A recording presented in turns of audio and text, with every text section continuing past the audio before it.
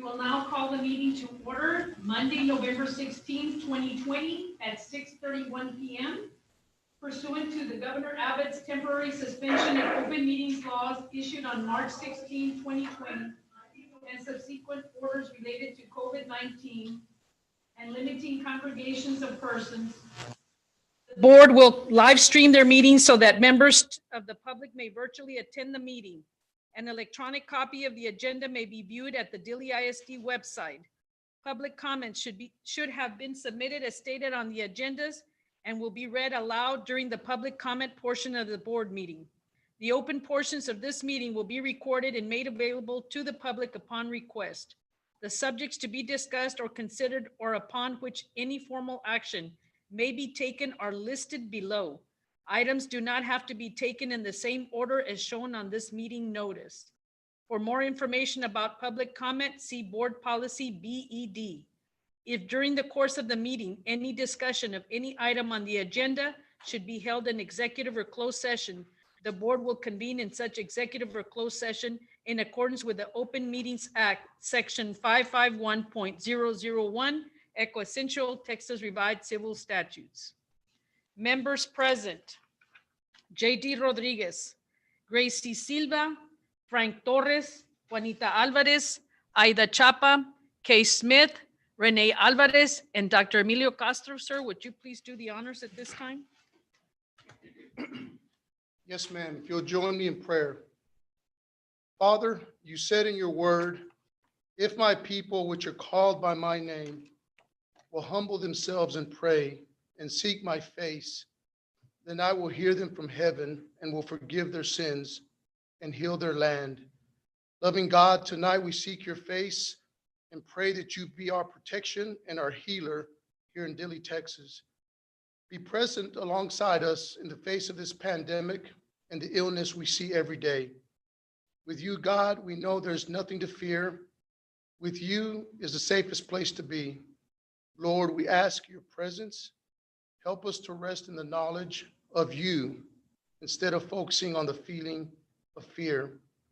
Thank you, Jesus, for your goodness in the past, in the present, and future protection. Keep us safe, O Lord, today, tomorrow, and for many, many years to come. In Jesus' name we pray. Amen. Amen. I pledge allegiance to the flag of the United States of America and to the republic for which it stands, one nation, under God, indivisible, with liberty and justice for all. Honor the Texas flag. I pledge allegiance to thee, Texas, one state, under God, one and indivisible.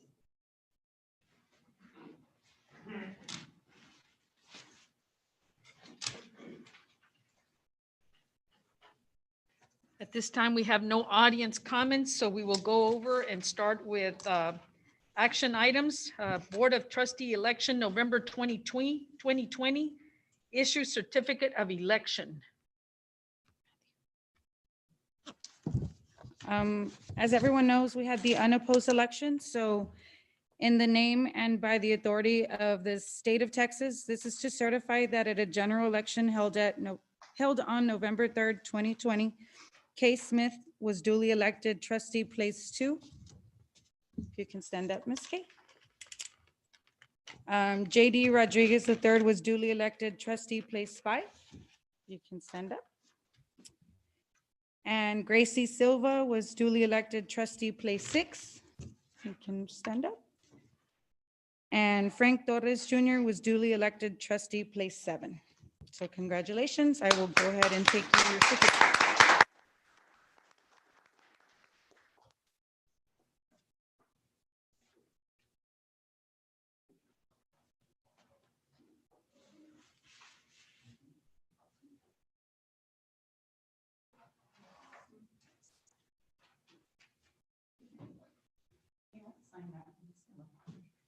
They're going to sign this one. By law, we're required to issue you the statement of officer. So I will take that, and then if you can read that all at the same time.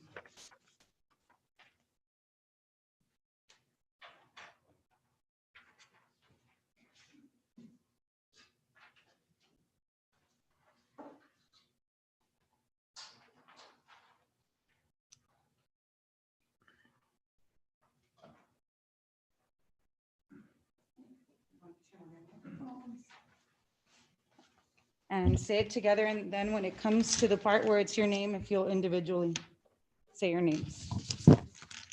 We'll start off or? Mhm. Okay, ready, guys? Ready. I, J.D. Tracy Rodriguez III, Do swear to affirm that I have not directly or indirectly paid, offered, promised to pay, contribute, or promised to contribute any money or things of value, or promised any public office or employment for the giving of or withholding of a vote at the election at which I was elected or was rewarded to secure my appointment or confirmation, whichever the case may be, so help me God. And then if you can go ahead and execute it, sign it, and put what you were appointed for, the trustee place number, and then you'll sign. Okay. Okay?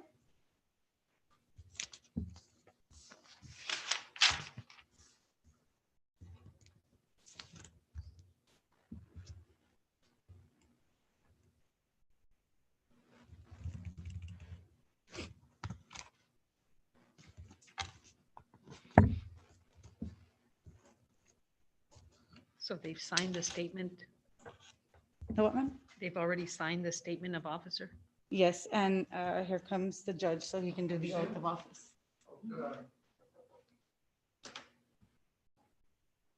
What? 60?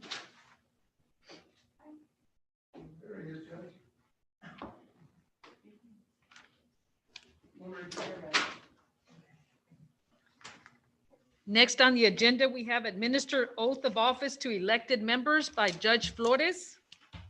On that, if you can stand up and come to the middle. No, you can leave it. Well, if you need to know you can take your certificate if you need to know your place number.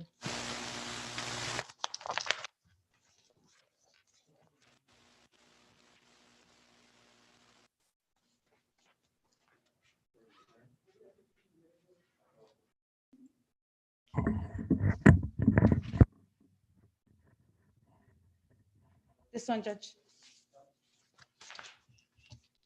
Matt, can you take this off? Or.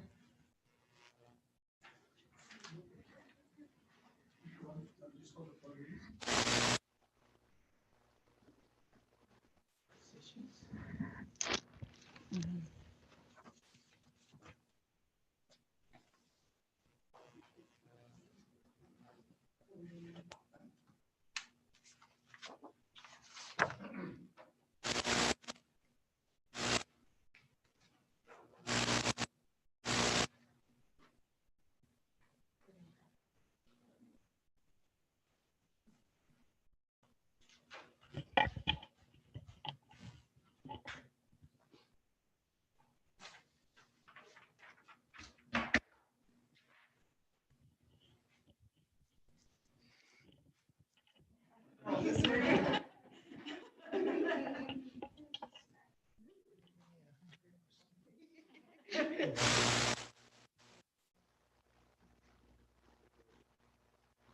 Can you raise your right hand, please?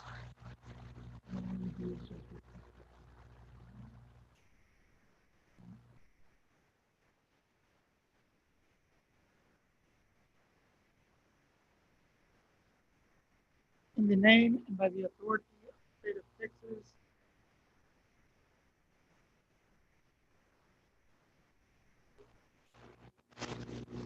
do solemnly swear that I will faithfully execute the duties Execute the duties of the office of the Independent School District Board members for the position of Trustee 7. trustee 6 trustees, page 5. Trustee place 2. of the state of Texas, and I will do my best, Do my best, my ability, my ability to preserve, to preserve, protect, protect, and defend the Constitution and defend the Constitution and the laws of the United States and the laws of the United States and of this state, and of this state, so help me God so help me God. and help us all.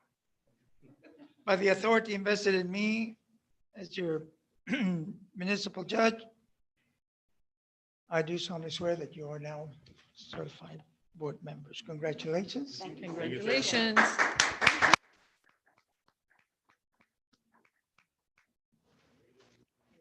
Congratulations to our re-elected board members to another successful 4 years, folks.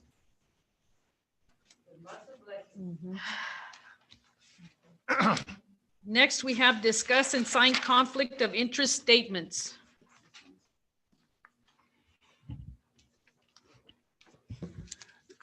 Madam President, do we want to go back to the top of the agenda under communications, or do we want to continue down on the? We need to go ahead and Oh, finish. okay, very good.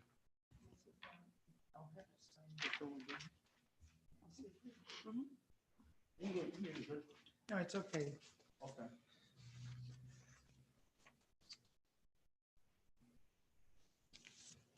We'll finish with the realignment, sir.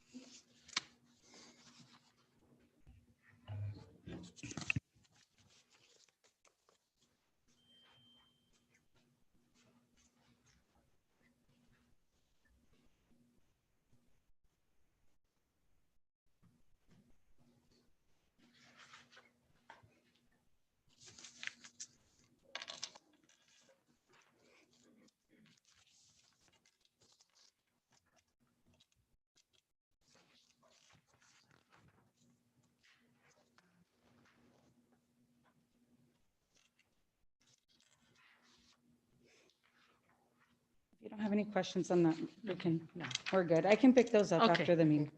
Okay, we're moving on. Then next, our next item, we have realign the Dilley Independent School District. And first, we'll start off with a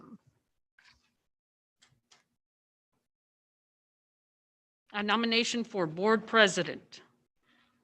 I would like to nominate Ada Chop as board president. I second it. Motion's been made by Kay Smith, seconded by Gracie Silva. All in favor?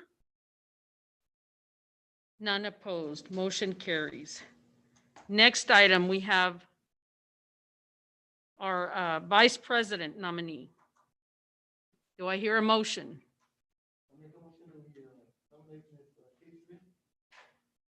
Motion's been made by Frank Torres, seconded by Juanita Alvarez. All in favor? None opposed. Motion carries. Next nominee is for secretary. Do I hear a motion? I motion that we nominate Juanita Alvarez as secretary. Motion's been made by Gracie Silva, I second it. seconded by Kay Smith. All in favor? None opposed. Motion carries. Moving on back under communication, we have presentations, sir. Introduction of new staff. Yes, ma'am. Madam President, members of the board, we're going to ask some of our newest members or team to join the Dilley ISD family to just give you just a brief presentation about their background and then maybe a little bit about what they're thinking about. We'll begin on our right and then come back to our left. We'll start with our new middle school principal, Miss Robbie Harris.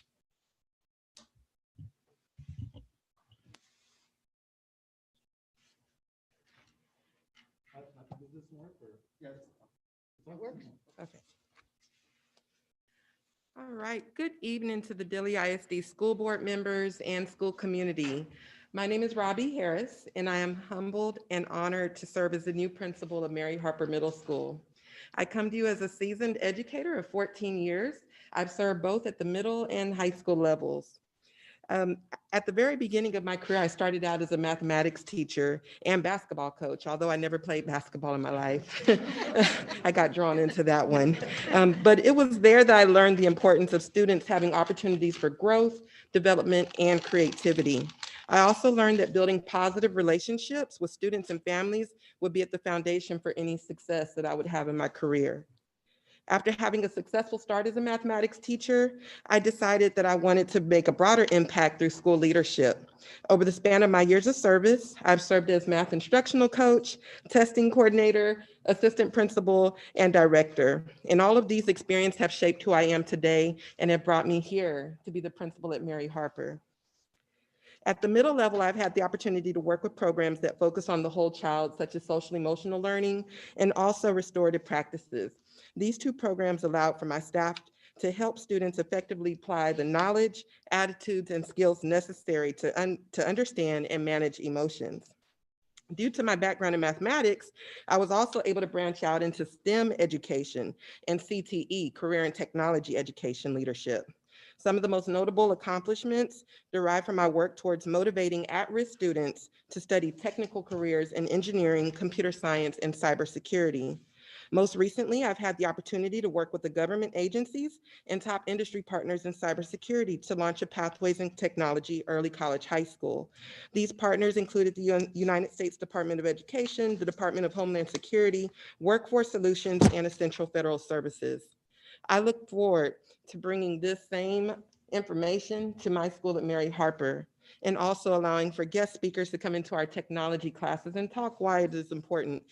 Technology is an important role in careers. Outside of school, I'm a mother of a 16-year-old pageant queen who enjoys TikTok dancing, watching Disney movies, and cooking with her mom and Nana. In my spare time, I volunteer for various organizations to include the March of Dimes, the San Antonio Food Bank, and the Texas Diaper Bank. In my first 2 weeks at Mary Harper, there were many things that stood out to me, but community was the main thing that resonated in my mind. I had the opportunity to attend homecoming festivities, and the pride that this community has for their school system is like no other.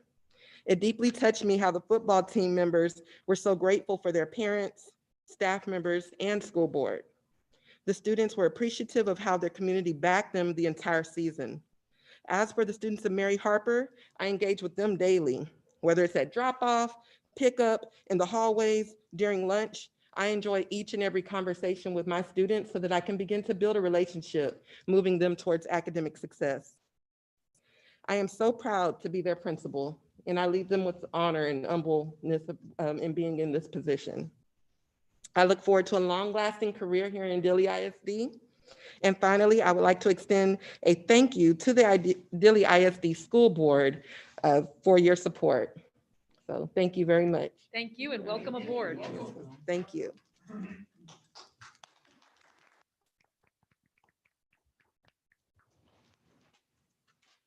Next, A lot of you have already seen and met our family engagement specialist, Ms. Latasha Bright. Good evening, school Good- board family. I started my passion for families and students, starting my own organization in 2009 called Treasures of Hope, which help young girls and women find their way that's struggling in their challenging environment. Then I branched off to work for Broward College for 10 years. Then I branched off to work for Broward County Public School. Now that I branched off to the public sector, I fell in love with working with families. I was able to connect with my families all the way from Florida to Texas to still be connected to my families and impacting my families. I'm currently enrolled in my master's program for public administration, also my master's program for education with a specialty of innovative and technology. So I am proud to be your family engagement specialist for Dilley ISD. Thank you for having me. thank you. Welcome aboard. Next,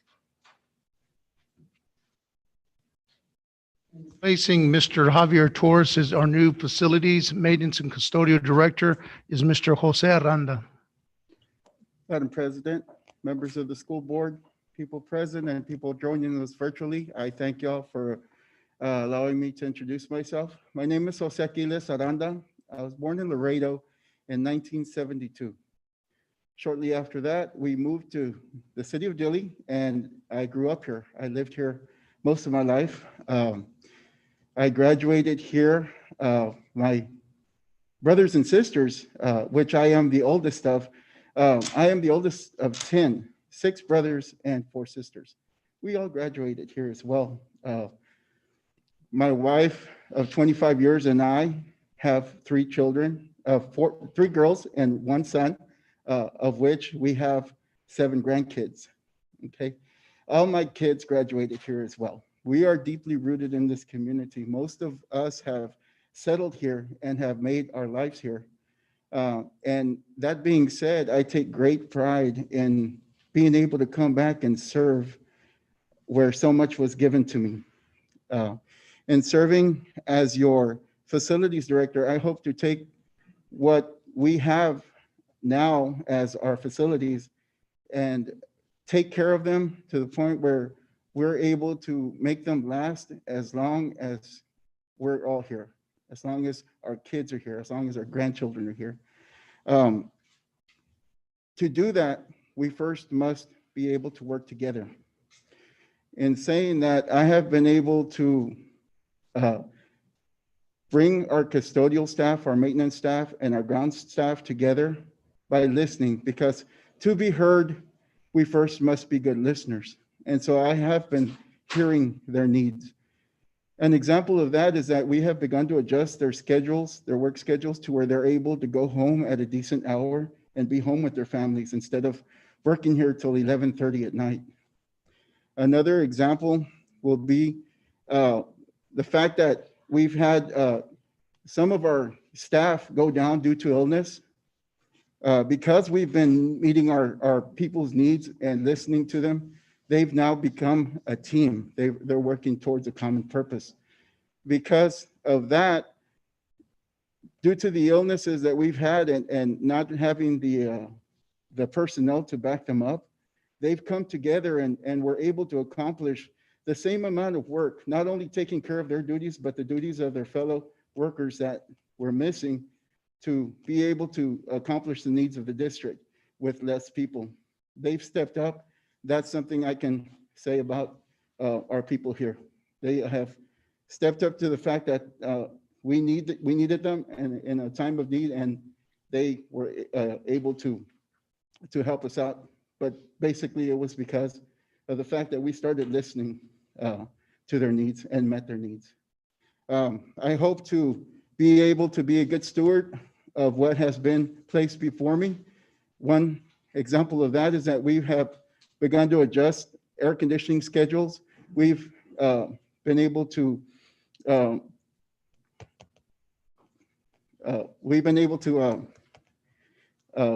single out areas where we've been deficient, where we have had waste, and we've begun to correct those areas to where we are able to save the district money and put that money to better use for our students and our staff.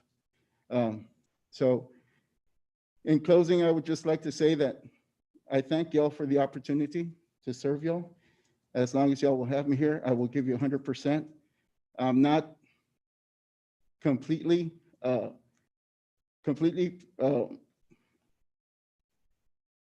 can I say? I don't have the education. I didn't go to college, but I'm willing to learn. I'm hardworking, and I'm dedicated. So that being said, thank you, and I hope to serve this community with the best of my heart and with the best of my knowledge. Thank you. Thank you. Thank you, and welcome aboard. Thank you. Next, we have our instructional programs. Yes, ma'am. Madam President, members of the board, we have 2 brief presentations that Mrs. Carroll is going to present to you relative to some of our instructional programs. Mrs. Carroll? I've got a one-pager for everyone.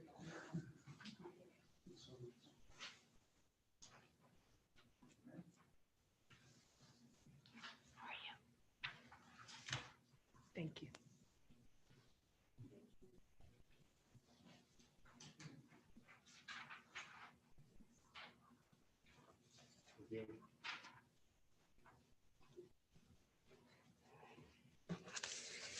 Okay, I'm gonna take this down just a second, if that's okay.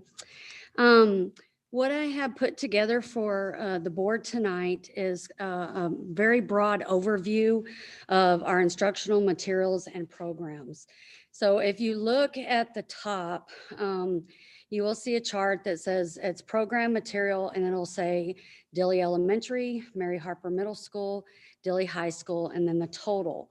All right, what I'm showing you at the top up here is basically programs that we have already had in place, but then I've also kind of noted some of the changes that we've had for this school year.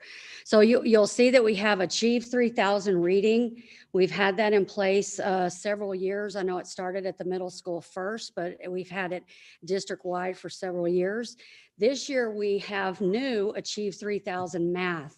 Now, what it replaced was Imagine Learning, and basically the cost remained the same. Whenever we chose to make that change, it stayed the cost exactly the same. Companion library hosting services, that's something that's paid out of library funds. That's remained the same. This year, you'll see where it says new ebooks. We have had Overdrive in the past, and it's basically an online library where you can check out books. We have found out through Region 20 that there's a product called eBooks, and they're promoting that, and we're looking to replace Overdrive. And basically, we're spending the same amount of money that we spent for Overdrive. Next, you'll see Edgenuity. That's our credit recovery program. That is at the middle school and the high school. That remains exactly the same cost. This year with the new, next we see Glencoe Health, with our health becoming a required course in high school. Remember, we made that change as of this upcoming year, that they would do a semester of health and then a semester of financial literacy. So with that, we needed some health resources for a health teacher. So that was a new cost, but not too much. iStation Math, the middle school paid out of their grant last year to continue iStation Math. And I think it's for like a select group of students, but they did pay for that out of the grant. Elementary continues to have iStation Reading.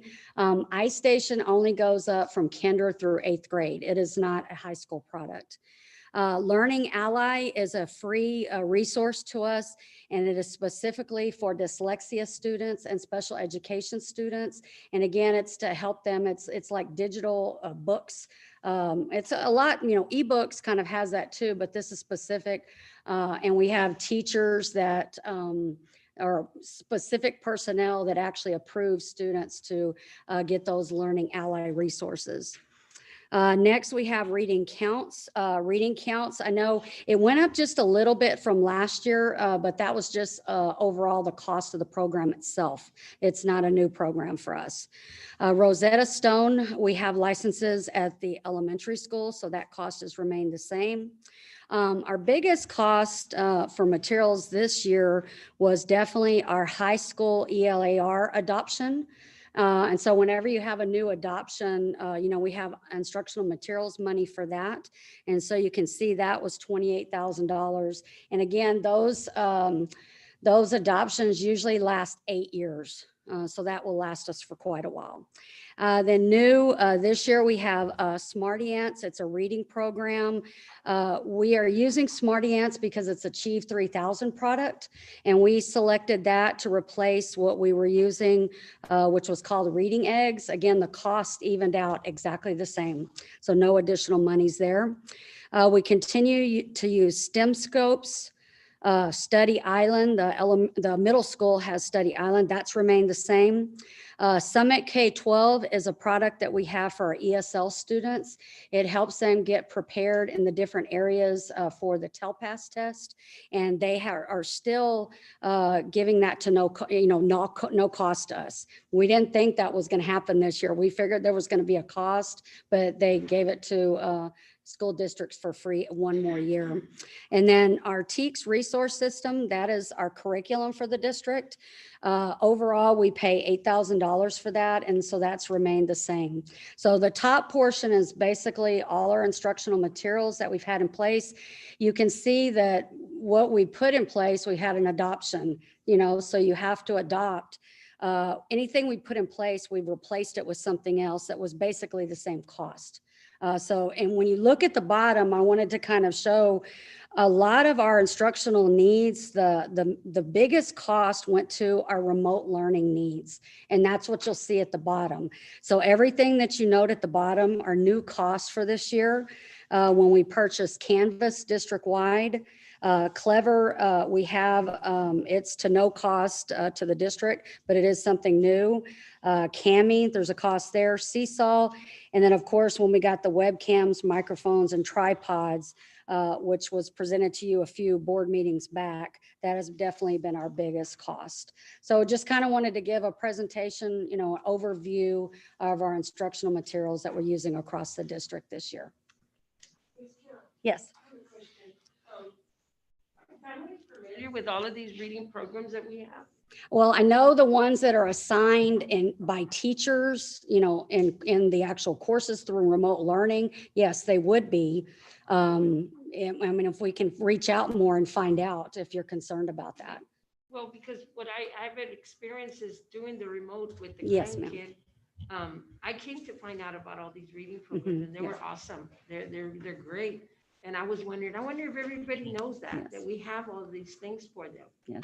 It's something that families need to be aware of, even if they don't have it on remote. Right. Something they can fall back to Yes. or, know that we have that, Yes. even if they're not on remote. Yes. When I know everything at the top, is in person and remote. And then here at the bottom, it's for use, basically, the Cami and the things at the bottom are for use with our remote students specifically. So, Thank you. yes. Thank you, ma'am. Thank you.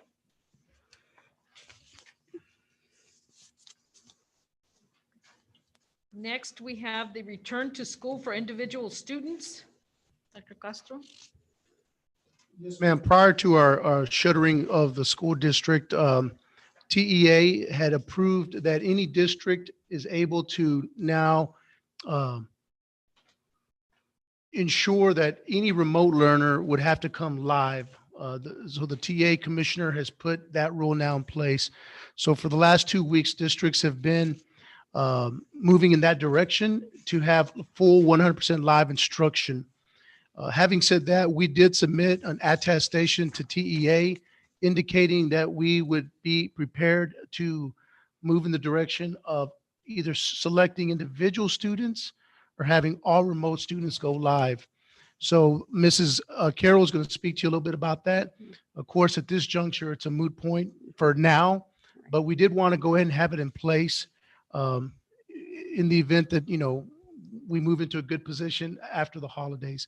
Ms. Carroll? And I'll just, Isabel, I'd sent the PowerPoint it's with board book or.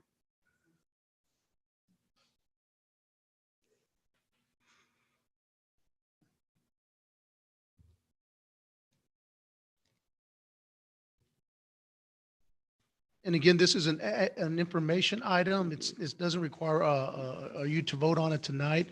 But because we have submitted an attestation to have TEA to allow us to do it, we wanted to inform you, let you know what the options are going to be for us.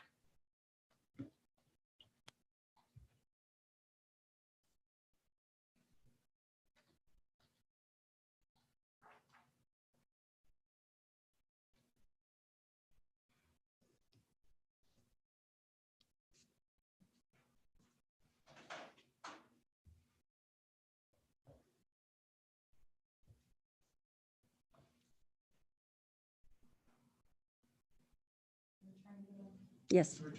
Yes. Yes. Oh, I had sent an email to y'all. That's okay. I can just present on it.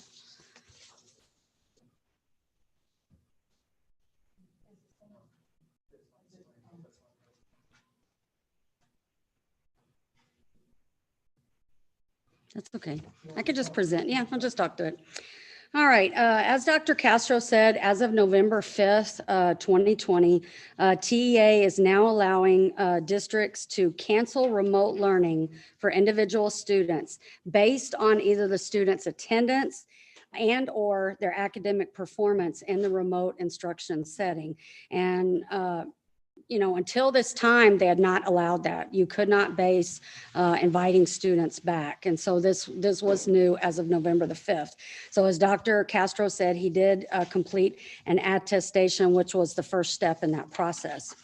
Now, TEA is very broad in their guidelines. What their guidelines tell us, the two things. First thing is that a student has a class average of 70 or below is the first thing.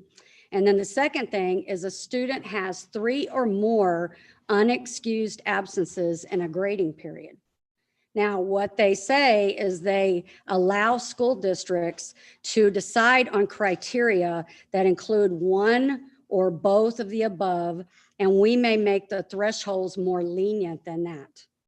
Okay, because that's pretty, when you look at the students have 3 or more unexcused absences, that could invite quite a lot of students when you look at that. So they do allow us, and I know we've been meeting with the administrative team to determine what our criteria would be, but those are the minimum that TEA puts in place.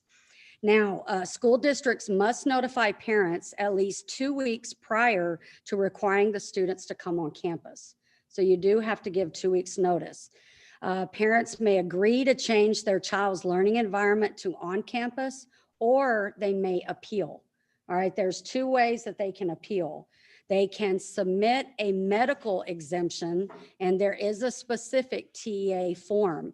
Now, my understanding in the past, I thought the medical exemption could only be for the student themselves, that they would have to get a doctor's note saying that they have an underlying condition and they do not need to be in school. But when I looked more closely at the medical exemption form, it does also include information on if someone is living at home that has that medical condition, but it still had to be completed by a doctor.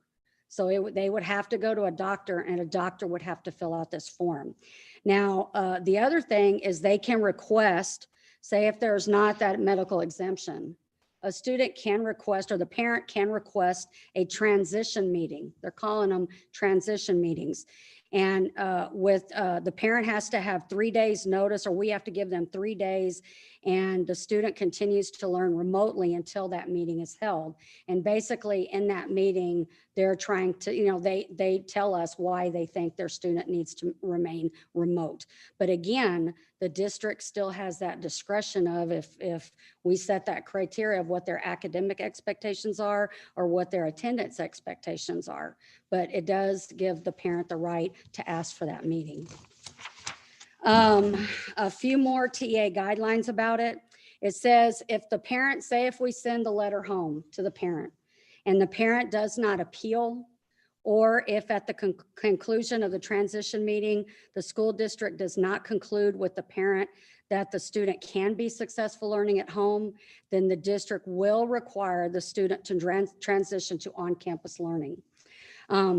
Now, we're supposed to remind parents if they do request these transition meetings, we're supposed to remind them at the meeting that their child is held accountable to 90% attendance for courses in order to obtain credit. We are supposed to remind them that students who cannot meet this requirement may be required to repeat the grade level or the course that they are not passing. Also, that truancy laws are in place, and they do apply for this year. And then students who ultimately fail to earn a passing grade for a course or an entire grade level could be required to repeat the whole course or the grade level next year. So they want, the district to make sure they're saying that. Now, I asked the principals to gather some rough data for me about, our numbers. Steve worked on getting our numbers for how many were current and how many we had remote before we went remote last week. All right, we had 319 remote students and 574 on-campus students. So basically that was 35% were still remote, okay, as of last week. The principals just gave me academic numbers. What they were supposed to look at next is if they had to invite students because they had failed, okay? Whether either the first 6 weeks or the second 6 weeks. We're not looking right now at attendance, okay? This is not counting attendance. All right, at the elementary, Mr. Martinez said 23% of the remote learners had failed either the first or the second 6 weeks. And so as of this point, what he had down is that 31 students would return back to campus, and then 103 students could remain remote. Okay, so remember, we're inviting the students who are remote that are not showing success either in academics or attendance. Now, for Mary Harper Middle School, looking at the second 6 weeks, Ms. Harris got me this information, is we have 57% of our remote students were not passing the second 6 weeks. And so if you kind of look, a rough estimate would be there were 70 students remote, so 41 out of those 70 students would need to return. And so what I'm noticing is the trend as they get older, you would assume that as they get older, they would be able to complete the work more on their own. And that doesn't necessarily seem to be the case. All right, when you get to high school, at high school, it was about 50% of the remote students were failing. And then remember, the biggest concern about high school for sure is that high school credit. And I do want to tell you that high school is very concerned about seniors. You know, even though they did not have, STAR test requirements, some of them, they may not be passing their senior level courses in order to graduate in May. We still have about half the seniors remote. And so we want to make sure you are very aware of that. Mr. Solis said that 69 students would return to the high school if they were based on the data of failures, and that would leave 67 students remote. Okay, so again, this is not counting attendance at all.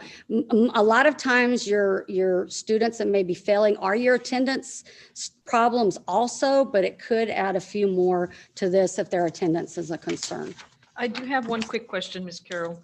And being that the situation at hand is what Yes. it is right now, ma'am, and Yes. it's kind of a moving target. Yes. Obviously, some of this is going to be hard to gauge just because we don't know Yes. exactly what the pandemic is going to do Yes. and how it's going to continue to affect our student population.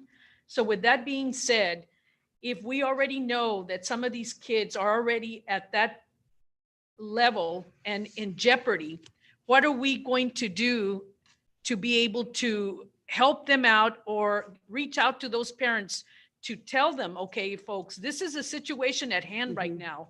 It's not going to be a surprise come May. Yes. And I know they've continued, I've had multiple meetings with the counselors and the principals, and they continue to reach out through phone call, through Remind, through the teachers. We still have some parents that are not answering the school's phone calls. And so they're getting the Remind messages, they're doing all those, but it's just a concern. It's a great concern for So all the if they're not campuses. returning phone calls, at that point, are we sending someone out to knock on their doors? Yes, Okay. yes. And what effect are you having, ma'am? Some of the things that I'm noticing when I speak to parents is hard for them to motivate their students, whether they're middle school or high school or elementary, to get them on, because most parents are working. So what I'm trying to do is start a student ambassador group, a parent ambassador group. So we have parents empowering each other and motivating each other. So I'm working on a parent ambassador group and a student ambassador group. So I'm reaching out to the students. I set up a helpline so parents can reach directly to me. So if they need help getting on Zoom, Seesaw, as you mentioned, some of the courses that they have in elementary, I'm able to walk them through, even Canvas. I worked with Canvas before, so I'm able to help the parents log on, help the parents deal with some different situations. So I also started a mentoring program. Some of our students need to be motivated, because if you're at home, if you notice that they have TV, they have PlayStation. A lot of distractions. And if the parents is at work, Right. there's nobody there to push them and motivate them. And I did speak to some of the students to hear their voice, because I let them know that their voice matters. It's just a lot of distractions. It's a lot of things going on with different barriers that they're having, like dealing with homework, not understanding, and if they're home, having that communication with the teacher. Some students said, reason why they did come to school is they have that direct access. Okay. And now being at home remote, it's like if we do load up a video, it's still trying to break down and understand. So that disconnect. Yes. So I'm trying to build that relationship, moving from roles to relationships. So if we build that relationship with students and teachers and parents, because parents are cutting off the mute button on the remind. Let's be real, they are. Yeah. And they're getting frustrated. So I call them from a different number, so they answer me, or I text them. They do care for the kids, because when I text them, say, hey, I need to talk to you about attendance, they call me right back. So I am reaching out to the high school student parents, and they're calling back. They're going on Achieve 3000 to make up attendance. So we're working out some different strategies for the students. So do you think that it's effective then, what you're doing, as far as is getting that return phone call or text from the parent? I mean, do you think we're doing something effective here, in your opinion? Actually, yes, because the parents are not aware, because if the parents sit me to the table, let's just use me for example, and they say, did you do your homework? Yes. They don't submit it into a blank. If the parents don't understand and they don't know how to Yeah. check it, they're gonna go based off what the child. Exactly. Because they don't know how to kind of maneuver or find out themselves. So what I'm trying to do is facilitate more training for the parent to understand how to maneuver Karen, how to go in and check to see if they submitted a complete assignment, not just a blank assignment. So I'm working on a YouTube video based off my survey. I got plenty of feedback of more of trying to have that conversation with the teacher. Okay. Trying to build that conversation. Maybe the parents don't know how to ask. the right Exactly. question. So by me having that conversation, I can help them ask a question during their parent-teacher conference. The right question to get the answer. Yeah. Because if they don't know the right question to ask the teacher, they're not going to be engaged because they don't know how to communicate with the teachers. And that's why I continue to say that it's a moving target, because based on what the current situation is, things are changing, and they're changing every day and every week. And therefore we have to change our standards of what we think is functioning out there and may not be. So we need to be on top of this. We need to be creative. We need to be able to be connecting to these folks. And it seems like it's going to have to be pretty consistent. Yes. I send a text, I set up helplines, I email them, I put surveys out there, they're answering my surveys, so I'm getting their feedback. Okay. Because they're just looking for assistance and technology, so we're maneuvering and we're assisting them. And I go where they're at. Okay. My thing is, I'm not waiting on them to come to me. I Okay. go to the library. Okay. I pop up at the stores. So I do pop up events. Because sometimes they feel more secure in their area.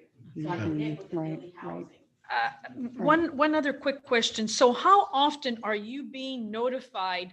I mean, are we waiting till the 6 weeks are over? Or are you being notified periodically in between those weeks of what numbers we have that kids are falling behind or not being contacted, or the parents are not contacting you back? I guess my concern is this, ma'am. I don't want to wait. I want to make sure that we're staying on top of it and we're reaching out to these parents. And I know you have a very, very hard job, ma'am. It's not going to be easy. So my concern is making sure that we're staying on top of the numbers weekly. Actually, what I'm doing daily. Okay. I'm partnering with my teacher. Okay. I had a conversation with them. If you have any student, don't wait till the last 6 weeks. There you go. If they haven't responded within next week, email me. Okay. They haven't emailed me. I set up a database where I'm tracking it and Oh, I'm okay. making phone calls. Okay, So great. between all the schools, they're aware that they need to send me an email, not wait till 6 There weeks you where go. it's too late. I need to get to the parents, Now, not even more than a week. Yeah. If you notice 3 or 4 days, the same Yeah. students, email me. there you go. And they start emailing me so I can contact the parents. Okay. Because I'm building that relationship with the parents. They haven't blocked me yet, so. Okay. I'm working on that. They haven't blocked me yet. I have a question. Yes, ma'am. On this technology training, are we doing it after hours? Oh, I'm mixing it up because some of my parents prefer morning, afternoons, In and the late at evening? night. So when I do a pop-up, I do it from 5 to 6, or I do it early in the morning. So I did 2. So Okay. I make it very based off my survey. That's why I ask the parents, because sometimes you doing it based off your convenience, but sometimes parents work and they don't get off until 5 o'clock. So Okay. I am communicating with the parents based off the survey, the feedbacks that they give me, and the conversation that I have, that we have to be flexible. We have to be balanced. Okay. That's the And conversation I'm by having. your opinion, do you see if the parents are catching the technology? Because I myself had problems to help my grandson. Do you see that some parents or grandparents are picking up this technology? Some are picking up. They just got, to be honest, they just got a hold of knowing how to work Google Classrooms, and then we switched over to Canvas. Right. uh-huh. So now between Yeah. our technology and me, they're able to grasp it a little bit. Good. So the more we stay on them and set up trainings, they getting it. With Zoom, they're getting it. Okay, good, good. And with the seniors that I'm a little concerned that with the seniors, are we having any kind of documentation?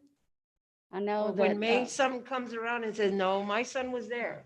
Are we having documentation? I know with at the these high seniors? school, I know Mrs. Solis has talked to me about it, so Okay. she's been reaching out to the families. Yeah, And I because here believe comes also May. Mr. Solis Yeah, has I don't too. want it to, here comes Right, May and we're right. having all these parents, you know. Right. No, man, we talk about it daily at the high school, especially with the seniors and their attendance and their credits. I mean, that is a concern of ours. And we are planning at the end of the semester to do I guess a big review of not just seniors, but every student that's in attendance trouble to see what we can do for attendance credit and grade credit. So that's being planned out. And we were going to be doing home visits all the seniors this week. They had attendance issues, but this whole incident occurred here. So they're on our radar. They're not forgotten. They're talked about every day, and they are a big concern of ours.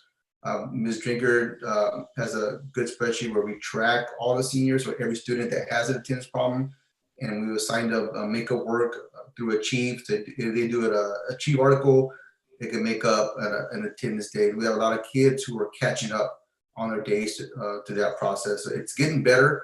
Still a lot of work to do with getting those seniors caught up and other students as well. Okay, thank you, sir. And thank you, Ms. Bragg, for your hard work. Thank you, ma'am. Dr. Castro, anything you want to? You certainly, just thank you, Ms. Carroll, Ms. Bright, and Mr. Solis. The efforts are there. For certain, parents and students know where they stand. We've now had 2 6 weeks grading periods. And so folks know where they are with attendance. Folks know where they are with grades. Many of the efforts are working and paying off dividends for some. There's still a significant portion that even though they're aware, they're choosing other activities. And sometimes they're working and they're choosing to work instead of engage in school. So it's a fighting battle.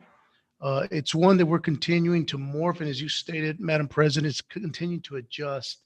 The continual home reaching out has been probably one of the most powerful tools. But at some point, we've got to have some effort back from a student and parent as well. We do communicate constantly with districts across the state for things that they're doing that we might be able to try this novel and new and better. So we have implemented some of the things that we've learned across the state as well that is also yielding some effort. There is no one in the state that's 100% or even 90% or even 80% effective in reaching the remote learners. And so that's why so many districts are moving to 100% live. But again, a lot of hardworking efforts.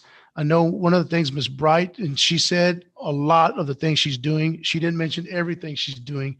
One of the other things I want to briefly add to what she's doing that also helps is she does partner with Marisa, our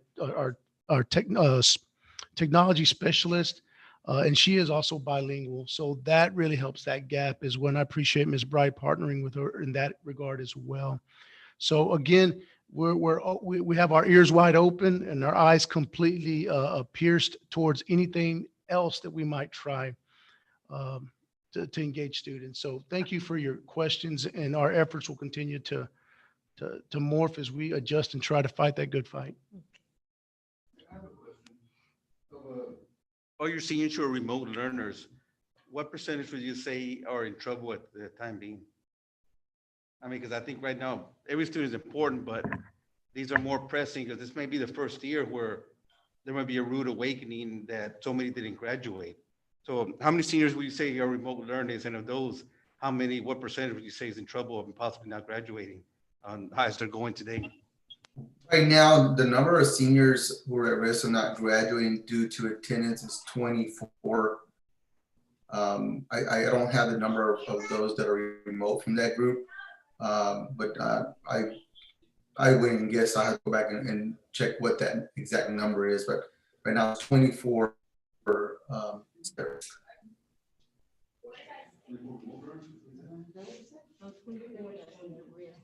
Can you repeat that, Mr. Solis? Yeah, there's 24 seniors right now who are at risk of not graduating due to credit. That Of are those not at 24, I risk. don't know the exact number that are remote kids. So I don't want to quote the wrong number there. 24 seniors on this. I'm sorry, I did not understand that. That are not at risk or that are at risk, sir? Are at risk. My Wi-Fi is messing up here. There's Okay, yeah, 24 because, at risk. okay, 24 at risk. And of course, these are all pretty much remote learners, right? I don't know the exact number. I don't want to tell you a wrong number, Mr. Alvarez. I can look it up here in a minute. Mr. Solis, what is the total class, the seniors that we have right now? The size of them, total. 68 seniors is what the number is. 58 seniors? Is that what he said? 58 or 68? Oh, 68. My connection says it's unstable. I don't know why it says that. So it's going in and out. And do these parents, sir, do they realize the penalties that are involved also if these kids are failing to show up, whether it's Yes, remote or in person? Yeah, those calls that have been made to the parents and the kids, let them know where they stand. And that's why over the past few weeks, we've seen an increased productivity from them on making up their hours. And on that first 6 weeks, it hit us really hard of the lack of participation we have from kids. But over the second 6 to now, that is increasing. And those seniors are kind of realizing they had some hours made up. And our communication has been pretty good on that. They get weekly emails from us on their status and update on their hours as well, where they stand. We just had a whole bunch of attendance letters go out to every kid on where they stand with days and makeup hours. So that went out this week as well.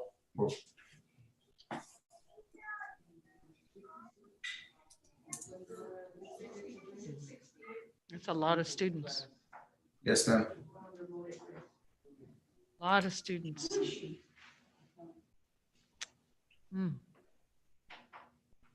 Right, anybody else have any other questions for Mr. Solis? Or just a question for the Canvas, will we purchase the Canvas program? Did we purchase like the ability to download like a Canvas parent app? Where the parents can log in and like see their kids' grades and stuff? So Canvas, it's included already. Whenever you purchase Canvas, for every license you also, like if there's a student, you can have a parent monitor the student just right off there. So can the parent download an app? Yes. Or is it gonna be the same app the kid has? It's a parent app actually. Okay. Mhm. Because I just downloaded the Canvas parent app and Daily ISD doesn't show up on it. Yeah, if you have to type, since we're brand new this year, you have to type Dilly ISD all one word and then Okay. it'll show up. Got it. Thank you, sir. And folks do know that, Matt. Yes, whenever they call. Numbers, I got the number that for the senior. Whenever they're calling, we do let them know that they are able to do that, but we'll post something on social media just I so think that that would be they're more preferred, aware. sir. Mhm.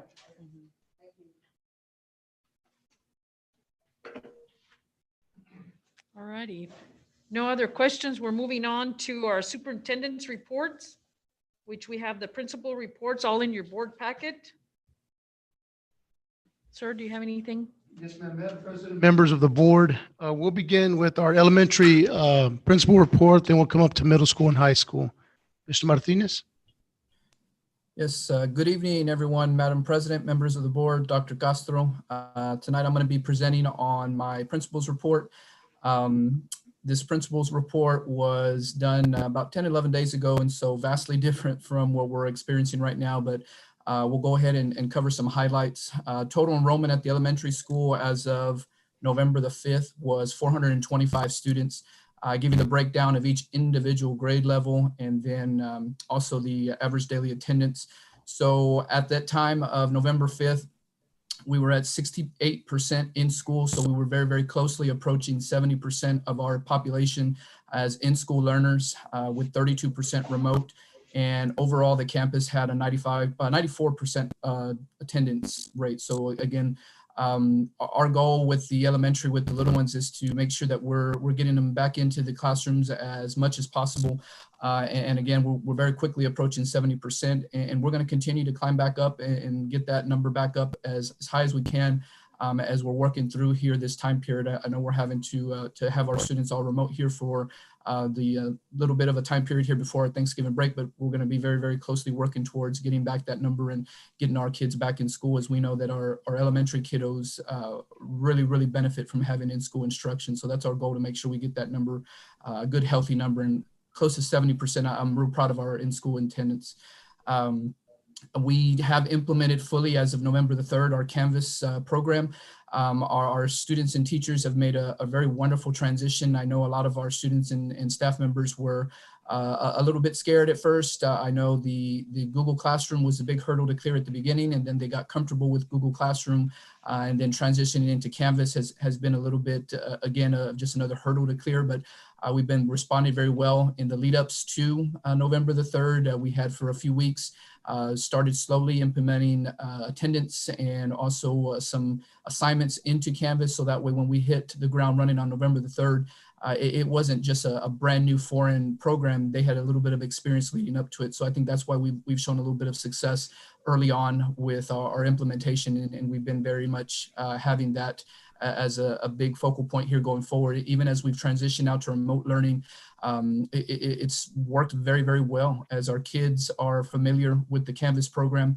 And I know even as a parent myself, my son is familiar with the Canvas program, and he's even kind of just able to navigate through it. And I know that's because of the hard work, dedication, and efforts of our staff members and teachers to be able to help our kids learn the program in a short amount of time, as they are continue to also learn the program themselves. So our staff and students have done very, very well with that. We continue to have the technological pieces. Very, very fortunate to have our cameras that we've been able to distribute to all of our classroom teachers. And it's something that, as we're in this time period right now, very, very important. It's an extra tool and resource that they're able to have at their disposal, as even if they're having to work remotely from home, our teachers are able to have those document cameras. So very, very much appreciate and thank the board for being able to allow us that extra piece of technology equipment to facilitate learning. And again, just kind of very briefly going through, we're still implementing our T-tests for teacher appraisals. We're still even continuing to do that virtually as we're on remote instruction right now. We'll continue to have our observations and post conferences, and we'll still be able to meet our timelines even as we're having to be away from campus here. A couple of things on the operations side. Very, very fortunate. I want to thank Mr. Aranda and the facilities department for installing our water stations on the elementary campus. We were also very, very fortunate to have some donations of water bottles, and we were able to go through those. Our students are very much appreciative, and our staff is appreciative of the donations that we were able to get. But also that water station now for them to refill their water bottles is a big, big help. So we're hoping to get some more installed very, very soon across the whole campus. I also put in there a couple of the highlights, some events we had. We had a fantastic time with our book character parade. Very, very proud of our staff and our students' efforts. And I appreciate the community for supporting us. I know it's a different year, but holding true to some of those things that we've had as a part of traditions in our campus. Very, very much appreciate our support from the community, our students and staff members with that. And then we also have just finished where we did our Veterans Day program. Our kids and our students did a fantastic job with their presentations of their songs for the veterans. We were able to also recognize veterans in our community and we had a wonderful time doing that. And the last thing that we had, and I included in the last weekly board update, we also did have an event where we recognized our National Elementary Honor Society. Appreciate those board members that were able to be in attendance. We had, again, another great event, being able to bring in a small group of community members and to recognize our students for their academic achievements. I'll go ahead and close with that again, and we're working through this time with our remote learning. I was able to get onto some live sessions this morning, and I'm very, very proud. I want to send a shout out to our fourth grade teachers and students. We had very, very high attendance numbers. In one instance this morning on a session, we had 30 students in fourth grade logging on live with their teachers. And then in another session, we had another about 27, 28 students that were logging on live. So I wanted just to send a shout out to our fourth grade teachers and students. Very, very proud of them. And even all the other classes, we've been having a lot more participation, and we're very, very happy to have those. And we continue to work hard to try to get those that are not participating, reaching out and making sure that we're not missing any students. So in closing, I want to thank you guys for the opportunity for giving you this update here this evening. Thank you, sir. Thank you, Mr. Martinez. Ms. Harris?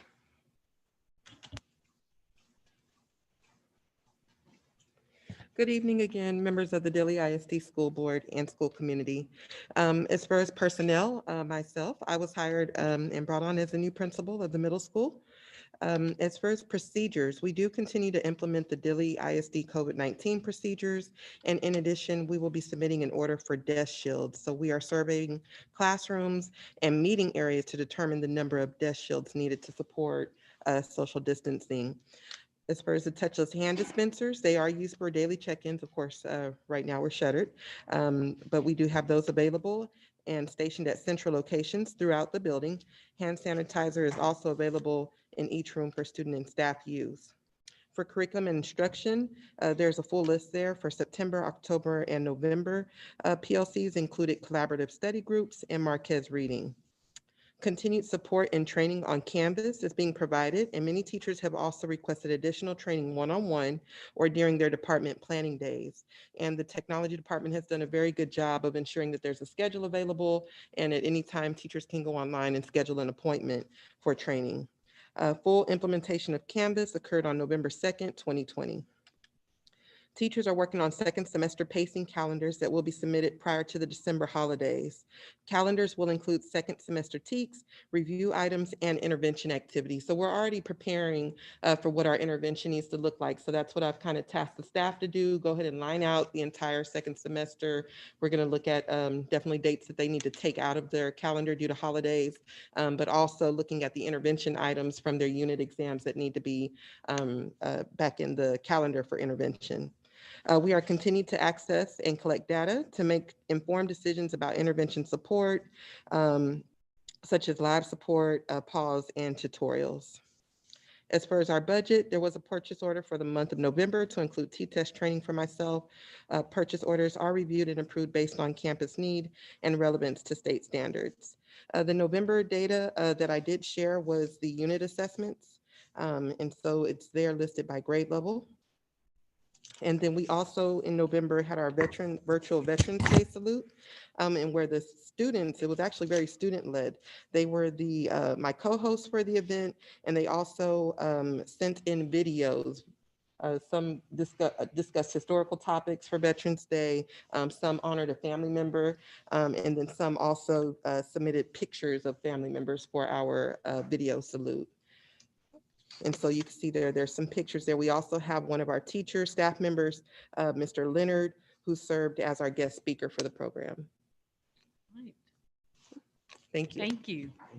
Thank you, Ms. Harris. Mr. Solis?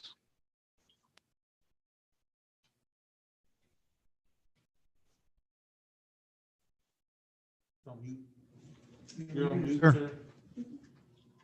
You're muted. Sorry about that. I'll start over. Madam President, members of the board, Dr. Castro. So I speak about a few highlights on the high school on my board report. I'll start in order how I submitted them.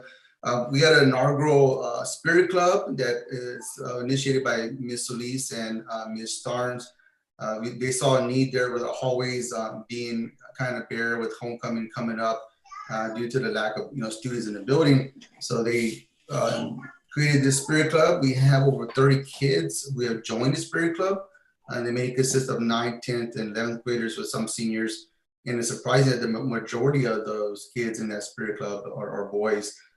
So the week of homecoming, they were walking around the building and putting up some decoration and try to build up some school spirit. So it's very exciting. I'm hoping that we can resume and kids can continue to show their spirit. Also put in some photos of some student artifacts that are up on the wall. Considering the amount of kids that are not in school, it was good to see some student work up there. Actually, students actually involved in their classroom. I guess I wish we had more kids, and we have more kids, we have some more student work, but that was really, really pleasant to see. Also, I included some photos of our floral design class. It was new this year. It hasn't been around for a couple of years. The art teacher, Ms. Silva Hernandez, went and got certified over the summer to be a certifier of floral. So kids can go in the class and get a floral certificate at the end of the year and could work in a floral shop. During this activity here, they were making mums for a homecoming for sale. But before all this, there was some back learning or prior learning that had to go on, where the teacher talked about pricing and marketing, total cost. Kind of, it was like a whole lesson, a whole model where they had to learn business and what the business of making a mum takes. So kids were very interested in that. I observed the class a couple of times before. They were actually researching and finding materials and building out the price, and that way they can advertise for their mom and take orders. So it was very good to see that. And towards the end is some photos of what we'll be doing on Wednesdays at the high school. And we call it our university day or university model. The whole point of Wednesday was to try to entice more kids to come to school on Wednesdays. At the beginning of the year, we're doing that 4-day one, where Wednesday was designated like a deep cleaning day, but we went to offering 5 days of school, and we didn't know what we're gonna get on that first day. We opened up on Wednesday. We're hoping for every kid, but only 19 kids showed up, and we got a plan in place that if there were a few kids that we would try something different, where students had the opportunity to pick a teacher that they wanted to go work with throughout the day, or do their homework wherever they needed, and ask for assistance when they need it, and with teachers being available anytime the students needed it. I was hoping that that the word would get out to other kids, and that would entice more students to come into the building. Over the past 4 or 5 weeks, that the amount of kids coming in on Wednesday has been increasing. Went from 19 to 25 to 29, 30, and 35. And 35 was our highest number coming on Wednesdays. Not the number we want, not the number I wanted. I wanted every kid to come in there. We're still working on that. Hopefully that will grow, continue to push it to get more kids into the building. On the last page, I want to do a big shout out to the staff at the high school that done a wonderful job making contacts with the parents of the students at the high school. And the first 6 weeks, they made over 1,200 contacts out there to parents. That includes email, phone calls, in-person contacts, or using the Mind app. In the second 6 weeks, that number went up to 1,556 contacts made to parents, which is an outstanding job by the staff there. I'm very proud of them. Attendance-wise, when we look at our attendance numbers, we're above 96% almost daily. So that attendance does include remote and on-campus students. We're doing good attendance-wise. We're just trying to make up for those lost days in the first 6 weeks where kids are making up those hours. That is my principal report. Thank you very much. Thank you. All righty, moving on to the transportation and facilities, which is also in our board packet. Sir, do you have anything you want to comment on? Yes, ma'am. that? Are there any questions from the board on transportation facilities for this evening? If not, I would like to ask Mr. Aranda to just give a brief just informative on one failure of the backflow prevention. The city did test our elementary and our athletic facility for backflow prevention, and it did fail. Mr. Aranda, would you give just a brief on that failure and where we are in remediating that backflow prevention failure report from the city? Yes, sir. And so the report was given to us by the city as to the failure of these backflow preventers. One is in the practice field. That is one valve. And the other location would be at the elementary cafeteria in the mechanical closet. There are two valves there that have failed, okay?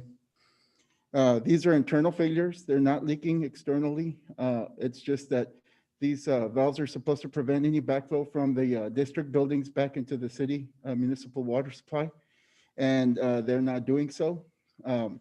We have contacted Buyer Plumbing to give us a quote on repairing these backflow preventers, and Alamo Fire Group as well, which was the original testing entity that examined these valves. Any question? No, these were existing. These were existing. They weren't part of the new construction.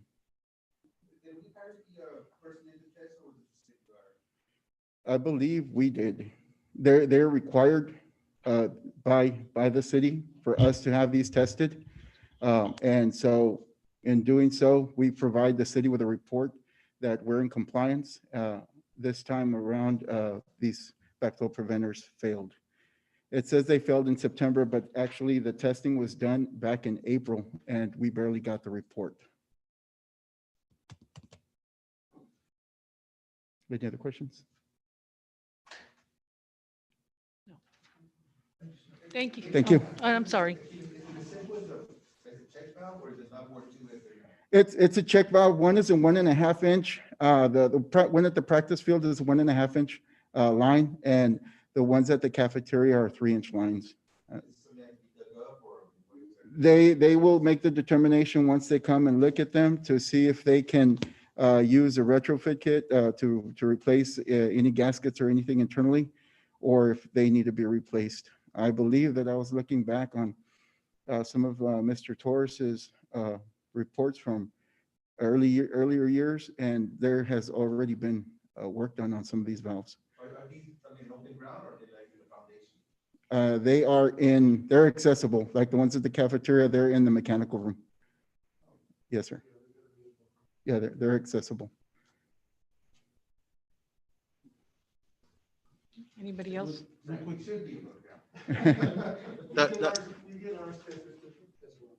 The fire and safety inspection, that's something different. Yes, sir. The fire marshal inspection was done here at the early childhood daycare center, and there were several items that were brought up to our attention that need to be resolved. These are very minor items. Nothing is going to put anybody in danger as far as safety is concerned. These are just housekeeping issues that need to be taken care of. And so our maintenance staff will do that, the majority of these. Is it because it's labeled as a child care center? That's why we need the inspection? Well, it's because these are inspections that are needed to be done regularly. And so that is why these inspections are being done, because they are required. And so anytime there's a failure, they need to be addressed right away. So I guess we're gonna do all campuses, all buildings. Well, all campuses were looked at, but mainly this is the one that was that had failures in it. Okay. Everything else apparently was passed. We did have a company come out and do all our fire panel and alarm inspections, and everything was found to be in working order. Yeah, that's This was just a detailed inspection because it is, like you said, a childcare facility. Yeah, that's correct, Mr. Rodriguez. As Mr. Aranda stated, the fire marshal facilities inspections are required by state, so it has to occur.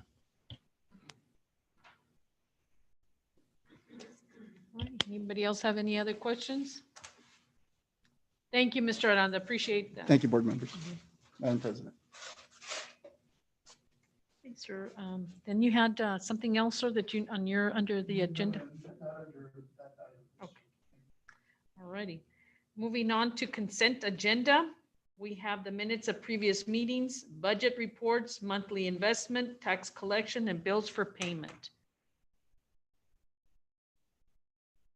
There was a couple on here. I don't know that you want to mention to the board where the money was transferred to that Logix.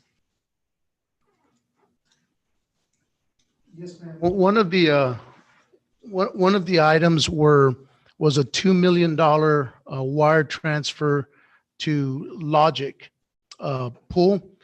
So essentially, as part of our fund balance, we have monies in various pools. This one was a treasury note in the amount of $2 million. When the treasury note matures, it has to be redeemed. It was redeemed. The challenge with a $2 million treasury note is it exceeds the sort of the collateral ability for us to keep that money. Sort of like FDIC, it's insured against loss. Well, that exceeded our collateralization, so we did have to immediately transfer that into Logic Pool, which is paying a pretty decent rate of return for interest. So again, that it's not Logic is not a company, it's a pool where our investments are held. Again, it's part of our fund balance. So that's why that $2 million wire transfer looked pretty huge. Large. Pretty large, yes, ma'am. I did also see, what is this field turf program, sir? One was for $5,800 and the other one was $4,083. It's under Texas Multicam. Is that for chemicals or spraying or what is that? Yeah, that Mr. Aranda, are you able to speak to that one? Every year we have a program that we have Multicam come out and do for our fields. Those expenses are for super raking, manicure, they're for fertilizer, they're for grass seed. All this is ordered and scheduled through Texas Multicam, which oversees our field upkeep. And is that like bought in bulk and then just kept, or how's Yes. that done, Mr. Aranda? Yes, ma'am. It's Okay. bought in bulk and stored in our maintenance warehouse. And then it's used by our grants department as the schedule calls for. Okay. Practice, the fall, softball practice and game fields, baseball practice and game fields, and also the football field.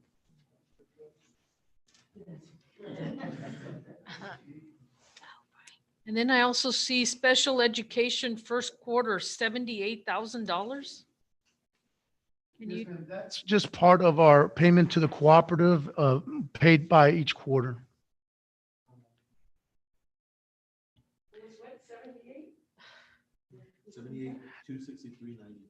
Correct. That's our quarterly payment to the cooperative. that's our quarterly payment. Correct. The number has gone up and, I don't know if Ms. Bentley's on, but it was approximately, I want to say it was around 249,000. And now we're a little bit, and Ms. Bentley, I don't know if you're on, but it's now about 300,000. It's a little over that. I'm on, sir. Okay. Do you know our last year's total annual payment versus this year's? Last year, I believe it was about 245,000, and I believe this year it's 65,000. We brought a budget amendment to the board at the last meeting, at the October meeting, increasing that function in order to be able to pay our portion to the co-op. And this is even if we have no one using those services, correct? Yeah, all the services are being used. Oh, they are Yes, being ma'am, used. even Oh. remotely. Oh, okay, even remotely. Yes, Okay. ma'am. Federal law does not waive remote students, so the services still have to be provided. I had a question, sir. For the SRO, they haven't provided one yet, right? No, sir. We've met with high school principal, Mr. Solis, and I've met with Chief twice now. They're still trying to secure All right. viable candidates. And that's fine, but I know we're still sending them they still send us an invoice for that SRO, and I'm not sure if they're sending one to campus or not, but are we still, because of the MOU, are we still having to pay the invoice even though we don't have an SRO on campus? That's a good question. I don't believe so. Pam, are we still paying the MOU invoice for the SRO, to your No, knowledge? no, we don't pay one unless they have somebody in that position. Now, in the spring, we did continue to pay because they continued to have somebody in the position. But when there's no one in the position, we are not paying the city anything. For the bill, October bills, there is one, but maybe it's probably for September. Yes, that was for the previous SRO officer. Thank you, ma'am. Yes, sir.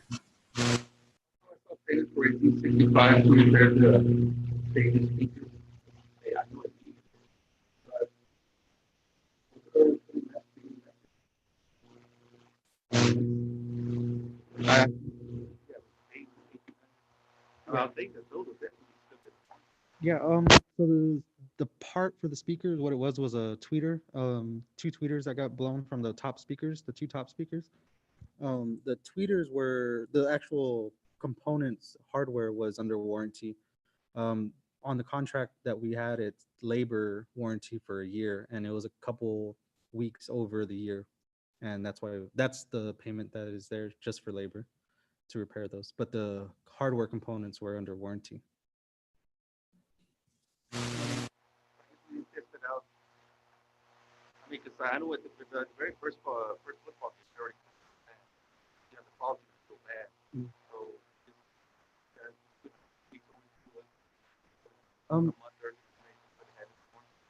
We did test it before the football season, but somewhere in between there, something happened where the gentleman says that we can't blow those speakers if we tried because there's protection on the equipment. And just quick background on the company, they've done NRG Stadium and AT&T Stadium, all those stadiums. So we told them with our previous system that somehow someone busted all the speakers. So we wanted to make sure that these speakers couldn't do that. So we made sure to lock everything so that we couldn't do that. So what he thinks it is was some type of lightning or something like that that physically broke those speakers. I need to email them to see what actually happened to that, because they did send them back to the company to see what was wrong. But I just need to double check on that.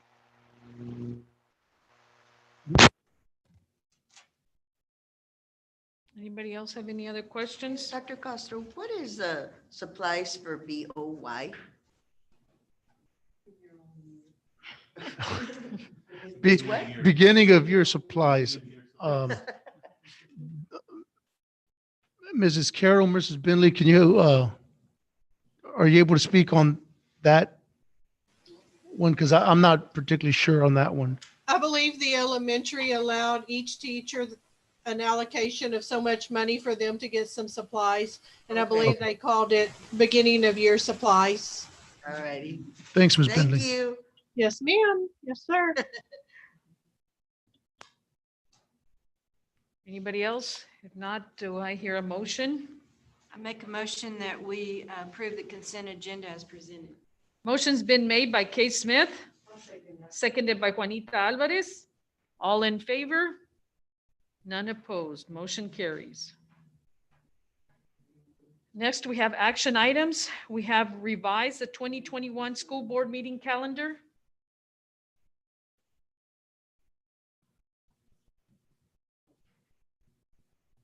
Sir, do you have anything you want to comment on that? Yes, we have a couple of dates that particularly the December 21 board meeting. We wanted to invite the board to make modifications on the upcoming board meetings pursuant those dates. If the board is desirous. Obviously, that December 21st board meeting is right prior to the Christmas holiday. Anything else on the, Isabel, anything on the February 15th or March 15th? Were those conflicts as well? All of those listed are either holidays or during the breaks. Thank you.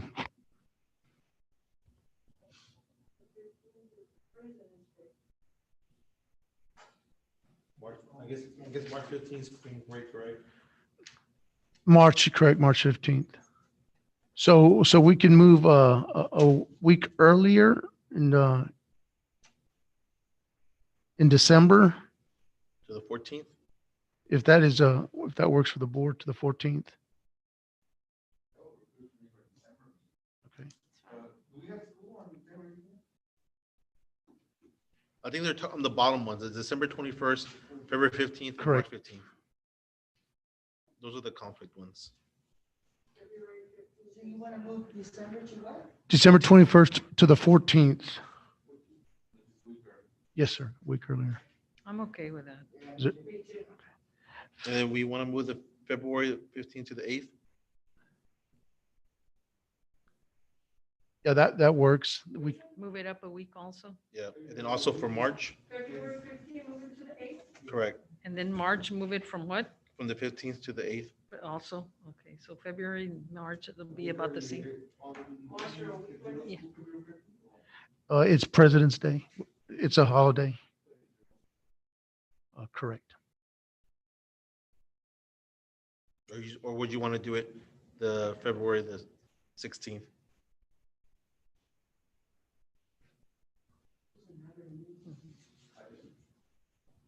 We could go February 8th or the 16th, whatever the board desires.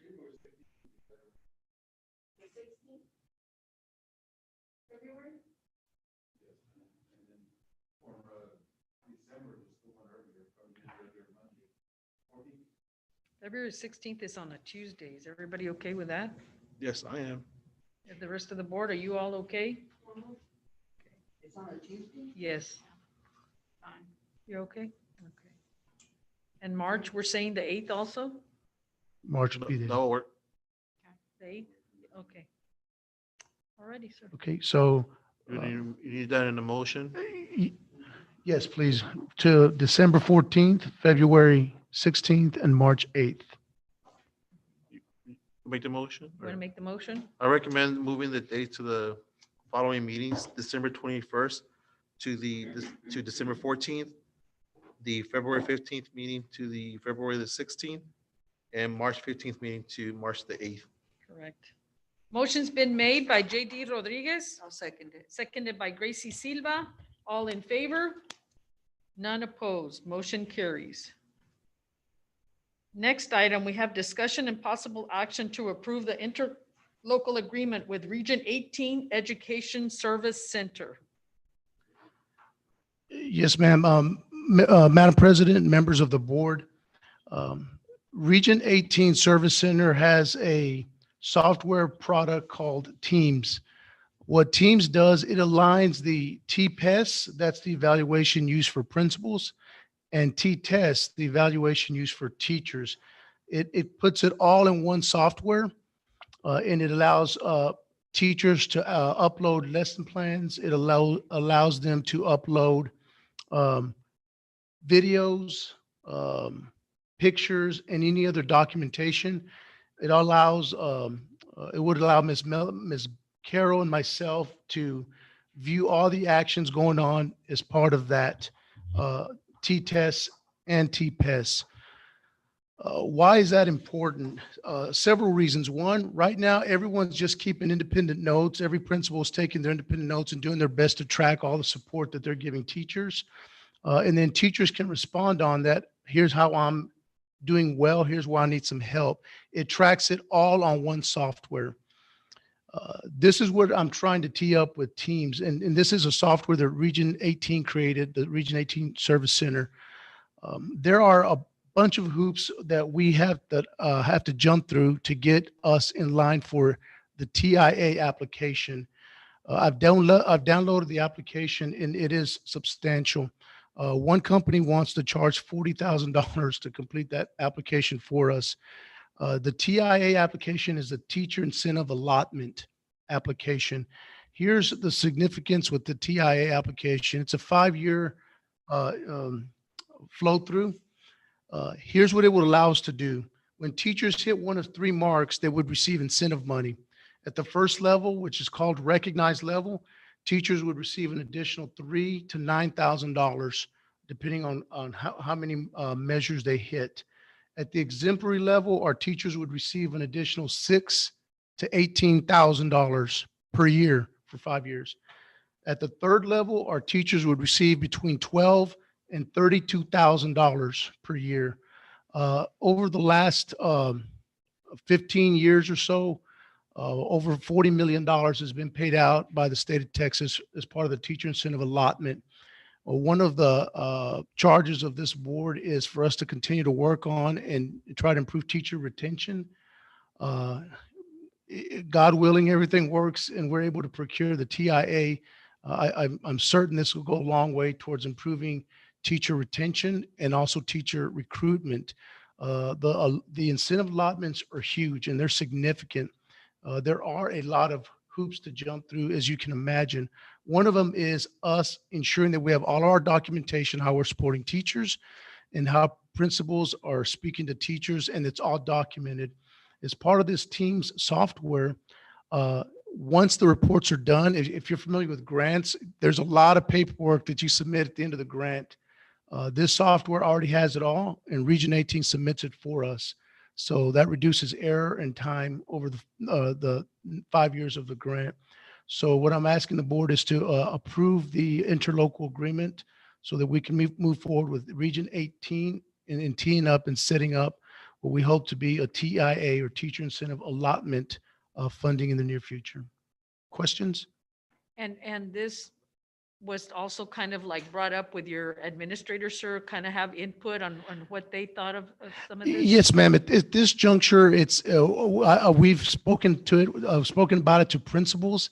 The next phase after this would be, once the application process is started, there would be broad level input from teachers, the community, and other members relative to the standards and the inputs for evaluation, so the teachers could earn one of those three distinguishing.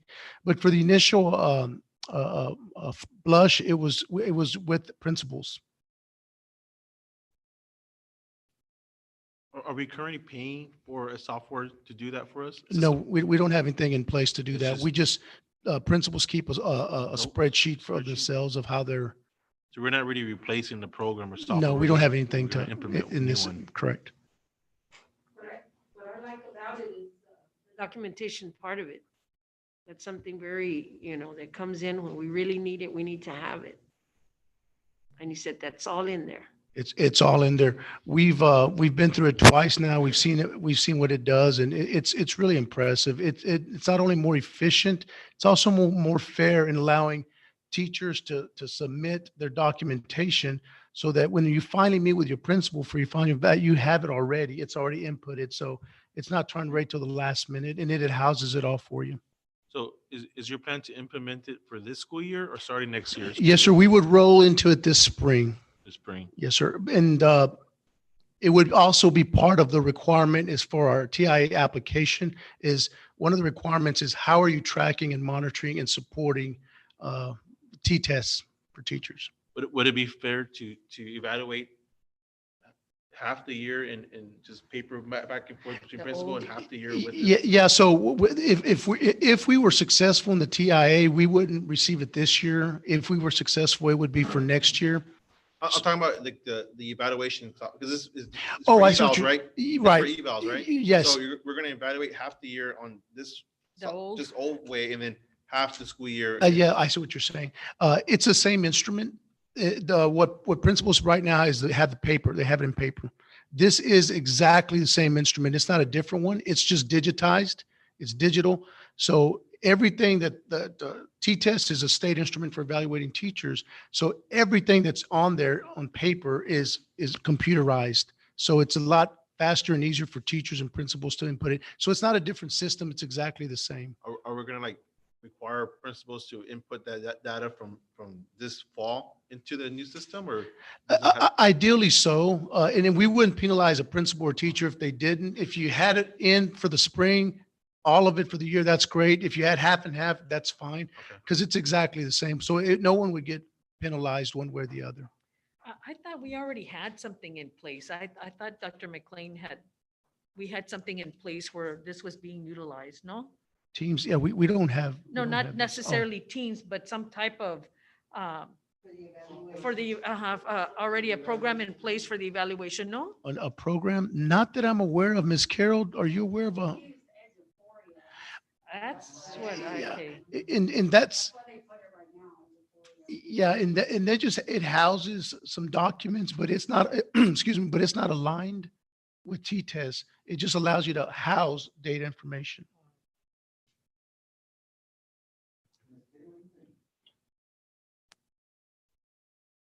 Exactly, what do the teachers input into there again? Would you explain that, please? Right, absolutely. So teachers have the domains that they're evaluated under, that they would input that. Right now, when teachers meet with principals, they're looking at the standards and then they have documentation to meet the standards. It would be the exact same thing.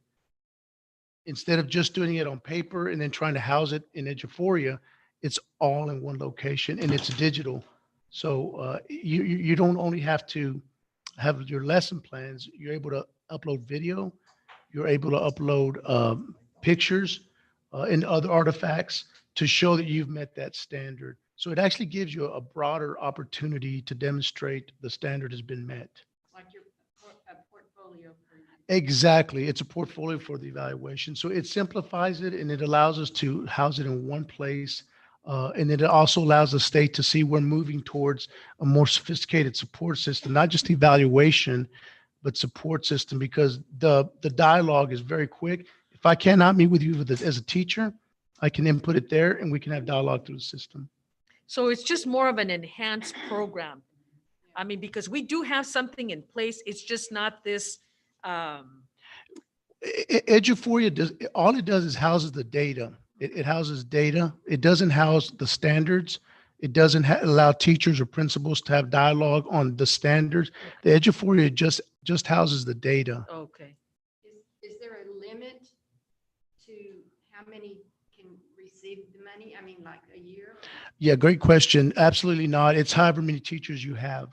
So every single teacher could hit one of the three levels. Oh, wow. And Yeah. so when you spoke to your principals, what was kind of the feedback you were getting? Were they on board? Do they feel like this is something that would be very beneficial? Yeah, absolutely. All three principals noted right away that the enhancement as far as incentives really would help retention and recruitment significantly. So all three are significantly on board. Dr. Castro, I had a question for you, sir. I know I see their total expenses is 12,500. Are you planning on not having the training, or is that just going to come as you need it, or?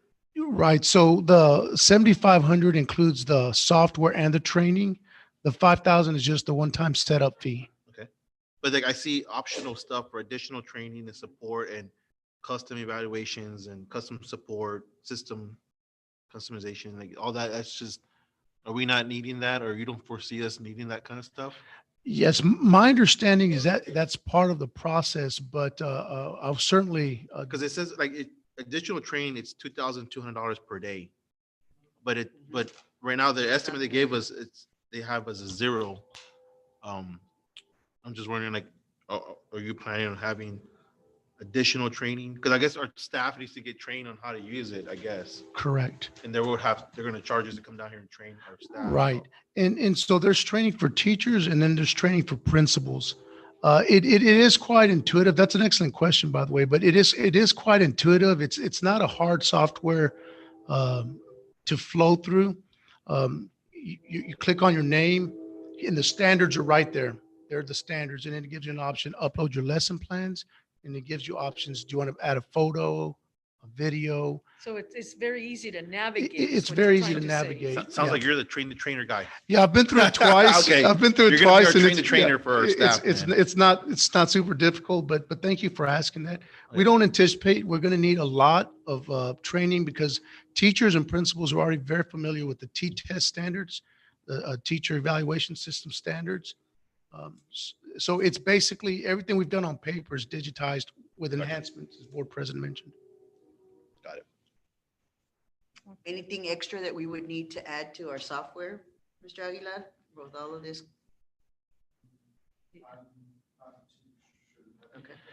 It's web-based, so there, it won't tax our system at all. It is all web-based. Anybody else have any other questions? My question kind of like what JD was asking, the additional training, no one of those where you buy it, and I can see the annual license will be 75, but they're not gonna say, okay, in addition, you have 2 new principals, now it's 225, 2,200 a day to come train them. It's not one of those, once they're bringing you in, then all of a sudden, we're spending more than that annual license. Right, that's a good question, and it's not, and here's why I can say it with pretty significant certainty. It's Region 18 Service Center. It's not an independent for-profit, it's a service center. TEA controls the service centers, how much you can charge districts. And so their primary reason for existing is not to make money, it's to support school districts. So it's not it's not for them to make profit, but to provide additional support.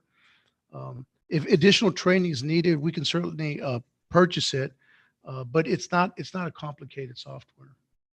So I guess the main concern is what I'm kind of understanding is this going to be like an ongoing where we're tagging on more money and more money because we're needing these other features and this other support to be able to maintain the program and making sure that everybody is well trained and versed in what they need to be doing? I mean, or is this going to be where 1 or 2 individuals can kind of pretty much navigate through the system and help support with the others as we go through the process? Right, and that's a good question. There's not a lot more to add on to it. Any enhancements that Region 18 adds to it, and they're working on 2 additional enhancements now. That's you don't go back and pay back, as Mr. Rodriguez mentioned. You don't go back and have to pay back more. Okay. It's whatever your cost is that's already part of the process. So yeah, there's not a lot of smoke and mirrors to it. Again, it's part of the Region Service Center. So pretty much, it's not 100%, but almost every single district who has been able to get the teacher incentive allotment grant uses this software for their housing, of their evaluation and support. Because the biggest part, or one of the biggest part, is you can't just stick to the evaluation like I'm judging you, but you got to really look at the support system, and how are you documenting that supports have been provided so the teachers have that opportunity to get better. So it really helps make it a little more fair and a little more accurate. Anybody else have any other questions for Dr. Castro? No. If not, do I hear a motion? I recommend the approval of the interlocal agreement with Region 18 for the implementation, use, support, and training of the team software system. Motion's been made by Mr. J.D. Rodriguez. Seconded by Renee Alvarez. All in favor? None opposed. Motion carries. Next, we have budget amendments. Madam President, members of the board, we are coming to ask for 2 budget amendments, Function 11 and Function 41. Function 11 is for our Chromebooks, our Chromebook.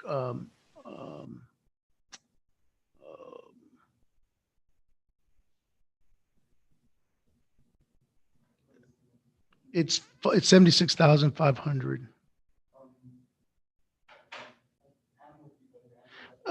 Pam, with Function 11 on the budget amendment? Yes, sir. It's for the Chromebooks that we ordered last summer that we might need for remote and also for the technology refresh. They did not come in until after September 1st. And last month, when I brought the budget amendment for the other items, I neglected this one. I had not realized it had not come in. Okay, and then that Function 41, it says Dr. Castro's request. Yes, so what we're looking at right now are a number of items that we want to move forward and address. The primary one is the safety updates relative to the intruder safety assessment. We have a number of blind spots in our schools. Some of the, like, for example, at the back of the high school, there is no camera, so the office staff can't see that. We have a number of spots in the elementary that there is no alarm. The night watchman and I walked the entire district, and we have some areas where there is absolutely no alarm. Someone can break in, and it would be a long time before one of the alarms triggered that. Not one of our schools has an AI remote button. What does that mean? It's AI is a company. There are these phones that let you have a camera in front of the school. And so, and then you get a button that you can push, one person can push, and it will open that first door. Right now, if staff, if they have line of sight, that's okay. They can push you in. But if they don't have a line of sight, they have to get up to look. It works okay if you have two people in the front of the desk. But if you only have one, then that person is just by themselves. So that additional option would allow you as an AI phone to be able to open the front door so you can see actually who's there before letting them into the building. Additionally, there are another few items in the instructional program that we are wanting to look at and move forward with in the near future. For an example, one of the products, and I want to thank Mrs. Carroll for doing the program demonstration. As we continue to go through COVID, we are looking at 2 or 3 products. We've probably piloted 5 products. 3 of them we're not going to move forward. Several of them we probably need to move forward. One of them is called Tutor.com. Tutor.com provides 24-hour day tutoring to any student in the district. Here's why that's an important product. Tutor.com allows a student to receive a certified tutor at any time of the day. There are 9 different districts that I'm familiar with that have added Tutor.com. The number one time that students use Tutor.com, I bet you can guess it. 10:30 p.m. to 2 a.m. That's the number one time that teenagers are using Tutor.com. There's 2 things that Tutor.com does for you. When you log in, it records everything. And it also provides a transcript. As you heard Mr. Solis mention, and also the efforts of Ms. Bright, for some of our seniors who were choosing to either work or not finding time to connect during the time when we're available, Tutor.com would be an opportunity for them to receive tutoring in any subject, in any content area, all the way up into college, actually. So it would help our early college, high school. So that's one of the new additions that we need to make moving forward. We've already gone through I've been through it twice. Ms. Carroll and the instructional coaches have been through it all.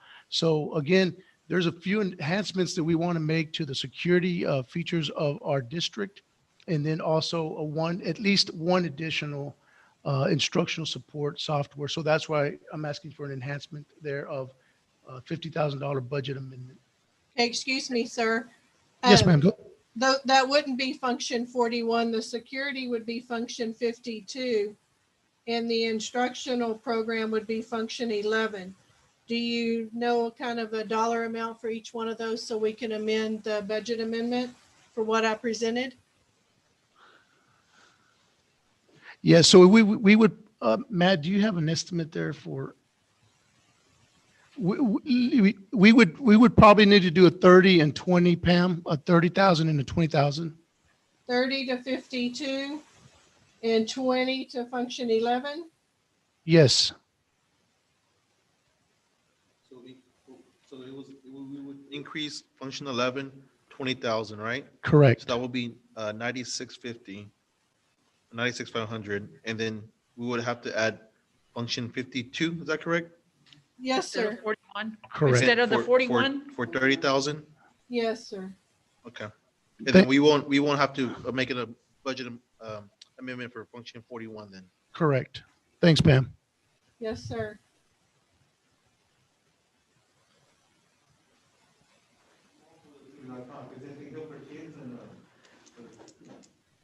End of the day, you want to give you the tools you need, because you have the staff in place, tools in place, it's responsible.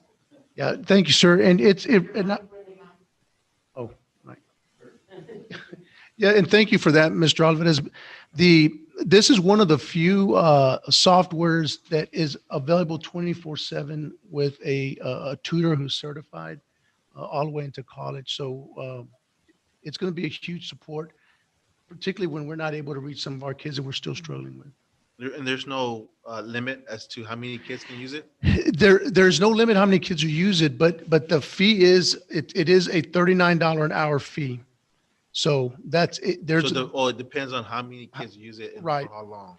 Exactly. And so what we would initially do is we would started with seniors only and then divvy it down As needed. as needed. And that would be us training our students how to use it and when to use Can it. we make sure?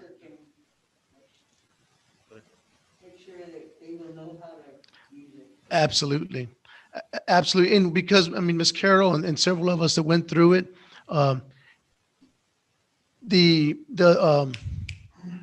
the tutors are very efficient. They take it step by step through the problems, they answer it. There's not a lot of fluff to it. So, and they don't charge you for the next minute. They never round up. So that helps as well. But it's certainly, because it is $39 an hour for the tutoring session, it is something we want to monitor. But every district that has used it has had students that were able to catch up with grades and attendance. And again, when you're working that late at night, you probably don't want to spend a lot of time. You probably want to go and get your work done and move on. So So will the school be able to limit or allow certain kids in and out? Or like, what prevents one student to get the info to log in, to pass it along to a friend for them to log in? yeah, that would be an assigned link in for each student. Gotcha. Yep. So we will be able to We control that, right? And monitor, yeah. Yeah, we can control and monitor. Got it. Any other questions? Going to mention, when you said from 10:30 to 2, we have to understand that nowadays that's the way kids live. It's so true. And that might be very beneficial for the kids, because some kids, that's their time. I remember we used to go out, dance, and leave at 8 o'clock. Now they leave at 10:30, So we have to, get them going at that time. Yes, ma'am. One school district in San Antonio area has reduced their failures for high school students by 48% with tutor.com. And so the folks who've used it and are using it are seeing some good success because of what you just said. Their schedules are way off from ours. Yeah, Yeah. But at least they're tapping into those exactly. type of resources and utilizing them, they're there. So it's beneficial. Exactly. Anybody else have any other questions for Dr. Castro? And like I said, it's accountability on you and your staff, but it wouldn't be fair not to give you with the tools, resources you need. And then at the end of the year, not, say we're holding you accountable, and then throughout the year not support you. I just want to stress that part about the accountability. All righty. So if no other questions, do I hear a motion? I make him, go ahead, Ms. Corsi. I motion that we approve the budget amendment as presented. Okay, but we You had gotta some change- you gotta changes. change. That's right. Now with the change of function 51 to 30,000, 52, I mean, function 52. I'm sorry, function 52 for 30,000, function 11 for 20,000. No, negative. In addition, 96,500. Oh, what did you say? 96? 96.5. Because it's 76,500 for the Okay. Chromebooks. motion's been made by Gracie Silva, That's second. seconded by Renee Alvarez. All in favor? None opposed. Motion carries. Does that work, Ms. Benditti? Or she's on? Yeah, yes, sir, it does. Thank you very much. How soon would this be on board? Because like I said, I'm really worried about this, the seniors, because they're gonna be a rude awakening. Yep. This is the first year that last year they kind of got a free ride. Exactly, right. It would be just as soon as we get the contract signed with them. So we could execute it as early as this week. I would say put that on priority for, Yes, sir. to do this tomorrow. All righty.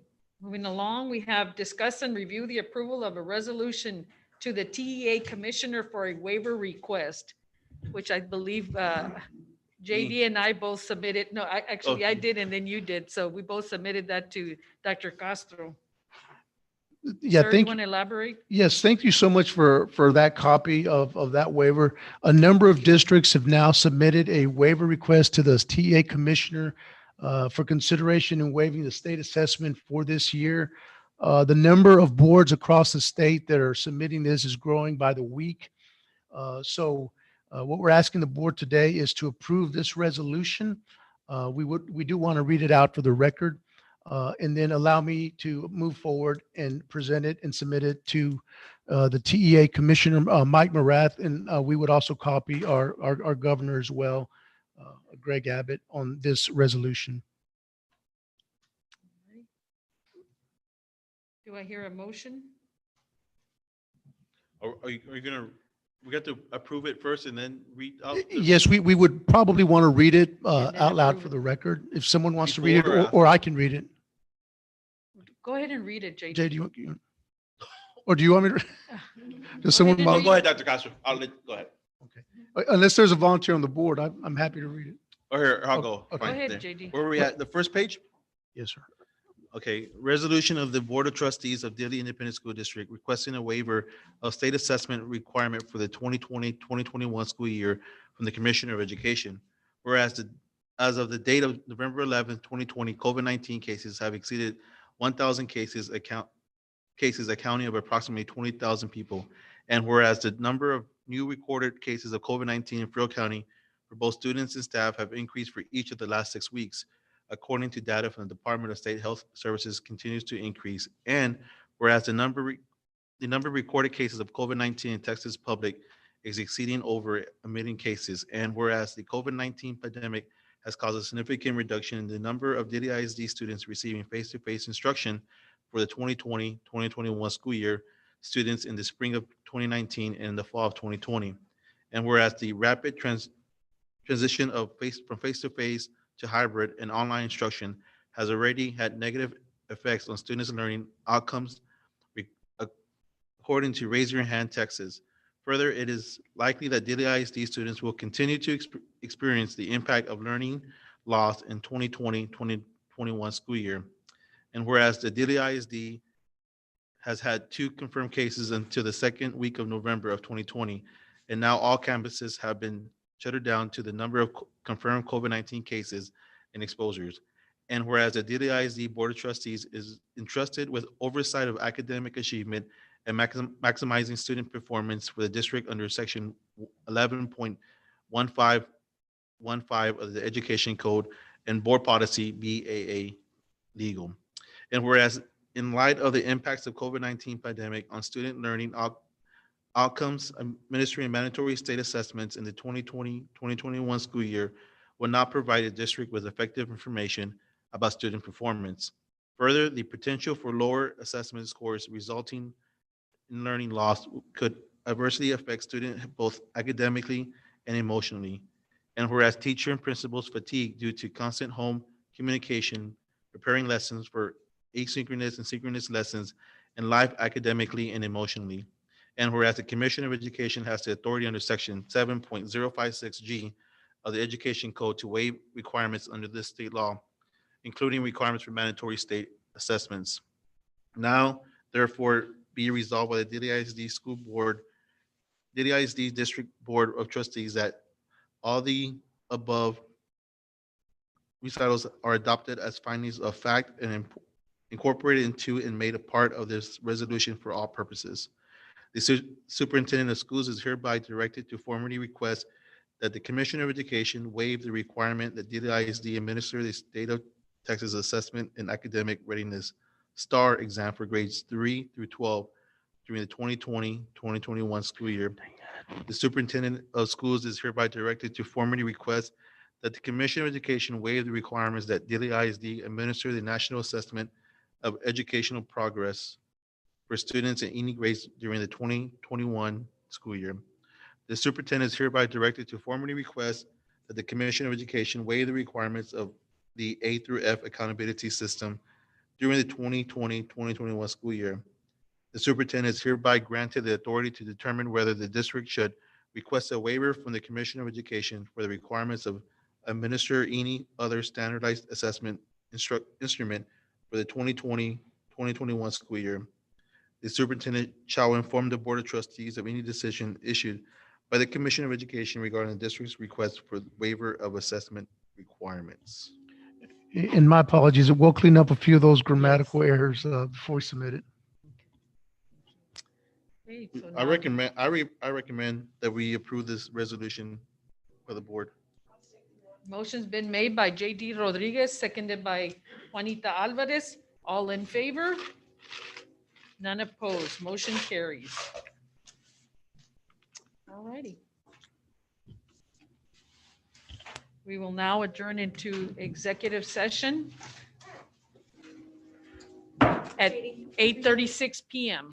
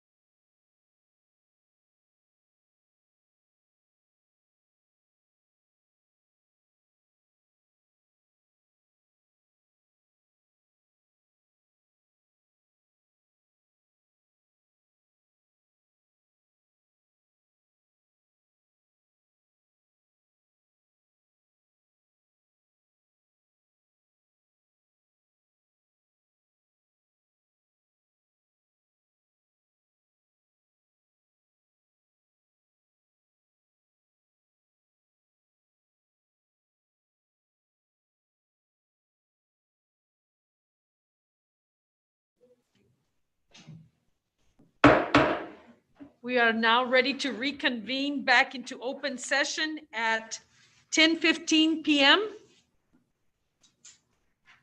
At this time, do I hear a motion? I make a motion to approve Teresa Trevino, subject to assignment.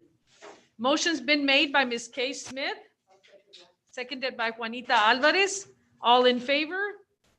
None opposed. Motion carries. Do I hear a motion to adjourn? Motion's been made by Ms. Gracie Silva, seconded by Frank Torres. All in favor? None opposed. Meeting adjourned at 10:16 PM.